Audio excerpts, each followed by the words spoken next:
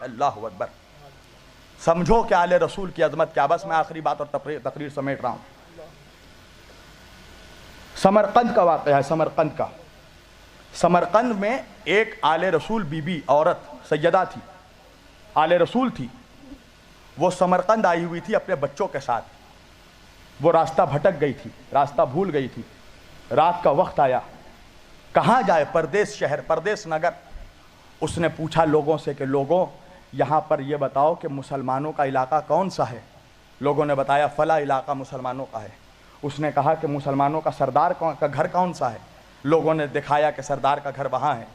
وہ سیدہ, وہ نبی کی بیٹی, نبی کی اولاد, اس نے جا کے اس مسلمانوں کے سردار کے گھر میں دروازہ کھٹکھٹایا. دروازہ کھولا, کہا کون ہو تم؟ وہ بی بی کہنے لگی کہ میں سیدہ ہوں, سیدانی ہوں. تم جس نبی کا کلمہ پڑھتے ہو میں اس کی اولاد ہوں. دیکھو میں راستہ بھٹک گئی ہوں, میرے ساتھ میرے 2 معصوم بچے ہیں. مجھے ایک رات کے لیے اپنے گھر میں پناہ دے دو.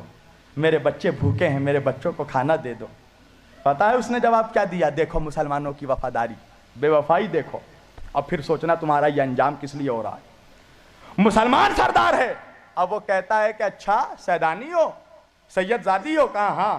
کہا تو لاؤ شجرہ پیش کرو, ثبوت دو کہ تم سیدانی ہو, سید زادی ہو. وہ بی بی تڑپ کر رو کر کہنے لگی کہ میں اجنبی ہوں, مسافر ہوں, یہاں شجرہ کہاں سے لاؤں؟ ثبوت کیا میں ثبوت دوں؟ میں اللہ اور رسول کی قسم کھا کر کہہ رہی ہوں, تو جس نبی کا کلمہ پڑھتا میں اس کی بیٹی ہوں, اس کی اولاد ہوں. مجھ پر بھروسہ کر, میرے بچے بھی دونوں سید ہیں, میرا شوہر بھی سید ہے, ہمیں پناہ دے دو ایک رات کے لیے.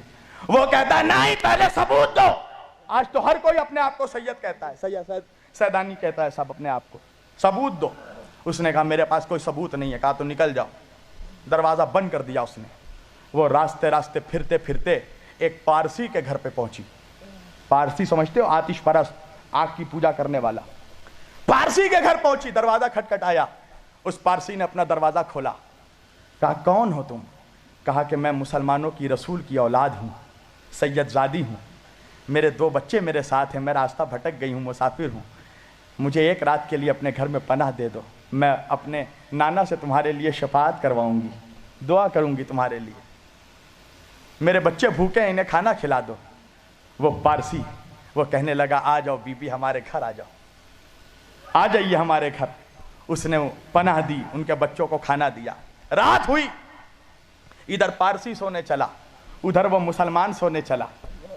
دونوں جب سوئے تو وہ مسلمان خواب میں دیکھتا ہے کہ وہ جنت کے دروازے پہ کھڑا ہے, اور جنت کے اندر رسول اللہ کھڑے ہیں, اور وہی بیوی جو دروازہ کھٹکھٹا رہی تھی, رسول اللہ اس کو لپیٹ کر اپنی بیٹی کو پیار کر رہے ہیں, اس کے بچوں کا سر کھلا رہے ہیں.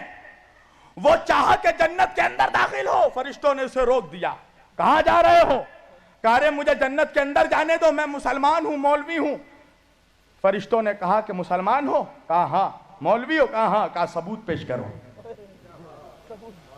ثبوت دو. کہا ثبوت نہیں ہے میرے پاس. اس کی آنکھ کھل گئی.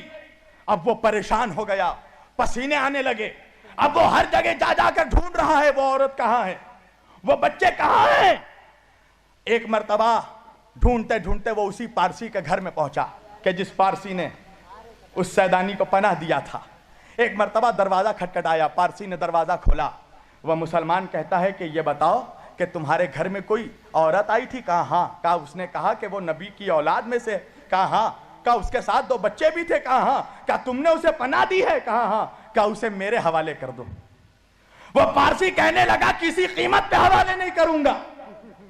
وہ مسلمان کہنے لگا میں جتنی دولت لینی ہے بولو, میں ساری دولت دے دوں گا, مگر ان لوگوں کو میرے حوالے کر دو. کہا ہرگز حوالے نہیں کروں گا.